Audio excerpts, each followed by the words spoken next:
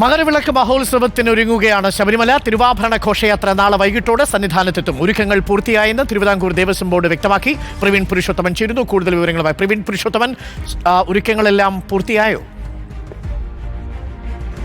അരുൺ, ഇന്ന് Devaswom board president PS Prashant, Sabarimala chief police coordinator S Sreejith ഉൾപ്പെടെയുള്ളവരുടെ നേതൃത്വത്തിൽ അവസാനവട്ട പരിശോധന സന്നിധാനത്ത് പൂർത്തിയാക്കി. ജ്യോതി ദർശിക്കുന്ന ഇടങ്ങളിൽ ബാരിക്കേഡുകൾ കെട്ടി ശക്തമായ സുരക്ഷാ ക്രമീകരണങ്ങൾ ഒരുക്കിയിട്ടുണ്ട്. മകരവിളക്ക് ദർശനം കഴിഞ്ഞ് പമ്പയിലേക്ക് മടങ്ങുന്ന ഭക്തർ പോലീസിന്റെ നിർദ്ദേശങ്ങൾ കർശനമായി പാലിക്കണമെന്ന നിർദ്ദേശമുണ്ട്. ഓരോ ഭക്തനും സ്വയം നിയന്ത്രിക്കണമെന്നാണ് നിർദ്ദേശം.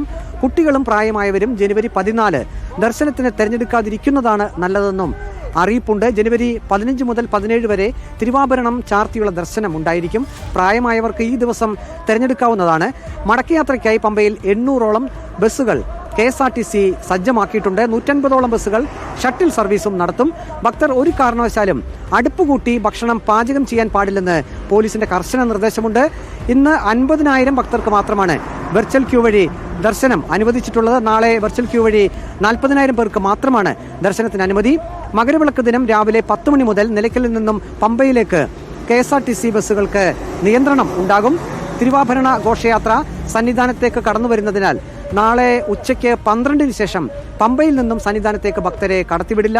ആ തിരുവാഭരണ ഘോഷയാത്രയെ വൈകിട്ട് 5:30 ശരംകുത്തിയിൽ ശബരിമല എക്സിക്യൂട്ടീവ് ഓഫീസറുടെ നേതൃത്വത്തിലുള്ള സംഘം സ്വീകരിക്കും. 6:15-ന് കൊടിമരച്ചുവട്ടിൽ ദേവസ്വം വകുപ്പ് മന്ത്രി VN വാസവൻ, തമിഴ്നാട് ഹിന്ദുമത ധർമ്മ സ്ഥാപന വകുപ്പ് മന്ത്രി PK Shekhar Babu, Devaswom board president, മറ്റ് അംഗങ്ങൾ, മറ്റ് ഉദ്യോഗസ്ഥർ എന്നിവർ ചേർന്ന് സ്വീകരിക്കും. തന്ത്രി കണ്ഠര് രാജീവരര്, മേൽശാന്തി അരുൺകുമാർ നമ്പൂതിരി എന്നിവർ ചേർന്ന് തിരുവാഭരണ പേടകം ശ്രീകോവിലിലേക്ക് ഏറ്റുവാങ്ങും.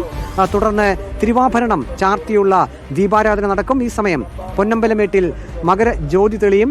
ആകാശത്ത് മകരസംക്രമ നക്ഷത്രവും ദൃശ്യമാകും. മകരസംക്രമ മുഹൂർത്തമായ ജനുവരി 14-ന് രാവിലെ 8:45-ന് തിരുവിതാംകൂർ കൊട്ടാരത്തിൽ നിന്നും എത്തിക്കുന്ന നെയ്യാണ് ഭഗവാന് അഭിഷേകം